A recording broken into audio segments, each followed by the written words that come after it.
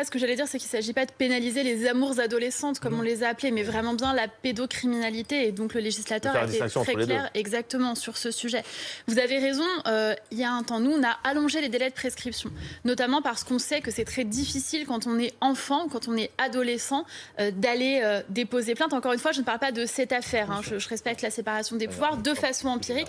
C'est très difficile quand vous avez 13 ans, 15 ans, même 18 ans, et même pour les adultes au demeurant, d'aller déposer plainte, surtout quand vous avez un lien de subordination, un lien familial, un lien particulier, parfois même amical avec la personne en question. C'est pourquoi nous avons allongé les délais de prescription. Maintenant, une personne, homme ou femme au demeurant, a jusqu'à 30 ans après sa majorité pour aller déposer plainte. Et je veux là aussi dire que la prescription, c'est au juge.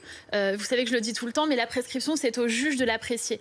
Ce n'est pas à nous, ce n'est pas au moment de la plainte. Toute plainte est recevable et ce sera au juge de dire si oui ou non il y a prescription, d'une part, et d'autre part, peut-être qu'il y aura d'autres affaires. Je ne veux pas qu'une personne qui nous écoute se dise je ne vais pas déposer plainte parce que j'ai subi des agressions sexuelles ou des viols. Il y a prescription. Peut-être aussi que l'enquête permet d'avoir d'autres témoins. C'est ce qui s'était passé avec Flavie Flament dans l'affaire Matzneff. Elle avait écrit un livre sur ce sujet. Pour elle, c'était prescrit. Pas Matzneff, pardon, Hamilton, excusez-moi. Oui, le photographe. Exactement. Pour elle, c'était prescrit, mais pour d'autres jeunes femmes, ça ne l'était pas.